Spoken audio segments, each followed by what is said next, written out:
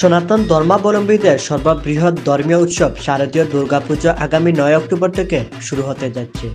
এ উৎসবকে সামনে রেখে বিয়ানীবাজারে বিভিন্ন মন্দিরে এখন চলছে সাজসজ্জার কাজ এবং প্রতিমা তৈরিতে ব্যস্ত সময় পার করছেন মৃৎশিল্পরা।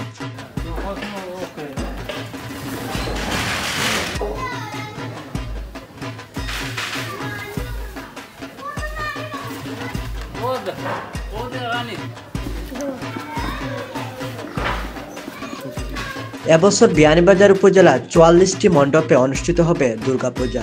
মণ্ডপগুলিতে প্রতিমা তৈরিতে দিনরাত নিরলস পরিশ্রম করে যাচ্ছেন শিল্পীরা। তারা তৈরি করছেন দুর্গা, সরস্বতী, গণেশ, কার্তিক, অসুর সহ অন্য প্রতিমা। দক্ষিণ নয়াগ্রাম যুব সংঘের পূজা উৎসব কমিটির সহ সাধারণ সম্পাদক দীপঙ্কর মজুমদার বলেন, ইতিমধ্যে আমাদের প্রতিমার কাজ শেষ হয়েছে, সময়ের আগে পূজার বাকি কাজ সম্পূর্ণ হয়ে যাবে। আমাদের ষষ্ঠী পূজা 9 তারিখ থেকে শুরু হবে এবং 13 তারিখের মধ্যে মা দুর্গাকে বিসর্জনের মধ্যে দিয়ে আমার দুর্গাপূজা সমাপ্ত হবে। আমাদের আনুষ্ঠানিকভাবে সবটুকু কাজই শেষের পর্যায়ে ডেকোরেশনের কাজও শেষ হয়ে গেছে। আমাদের বাজনিও এসে গেছে এবং স্টেজে এখন মূর্তি তোলা হবে আর মূর্তির রঙগুলা সবই শেষ হয়ে গেছে। এ ব্যাপারে বিয়ানীবাজার উপজেলার নির্বাহী কর্মকর্তা কাজী শামীম জানান, বিয়ানীবাজার উপজেলায় 44টি মণ্ডপে দুর্গাপূজা অনুষ্ঠিত হবে। সর্বজনীন 35টি ও ব্যক্তিগতভাবে 9টি মন্দিরে শারদীয় দুর্গাপূজা উৎসব অনুষ্ঠিত হবে।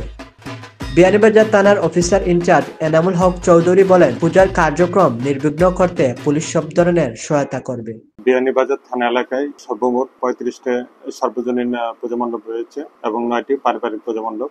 এই জায়গায় আমাদের বিট অফিসারের মাধ্যমে আমরা সার্বক্ষণিক 24 ঘন্টায় মোবাইল টিমের মাধ্যমে তদারকি করছি এবং মণ্ডপের যে ভলেন্টিয়ার আছে, তারপর আনসার চৌকিদার যারা আছে, তাদের সাথে আমরা সমন্বয় করে ডিউটি করে যাব। এই জায়গায় আমরা আশঙ্কা করছি শান্তিপ্রিয়ভাবে আমরা পূজা মণ্ডপ শেষ করব। শারদীয় দুর্গাপূজা উৎসব আগামী 9 অক্টোবর মহাষষ্ঠী, 10 অক্টোবর মহাসপ্তমী, 11 অক্টোবর মহা অষ্টমী এবং 12 অক্টোবর মহানবমী পূজা হবে। এরপর 13 অক্টোবর বিজয়া দশমীর পূজা শেষে মা দুর্গা আবারও কৈলাস ফিরে যাবেন। ওই দিন প্রতিমা বিসর্জনের মধ্য দিয়ে 5 দিনব্যাপী দুর্গোৎসব শেষ হবে।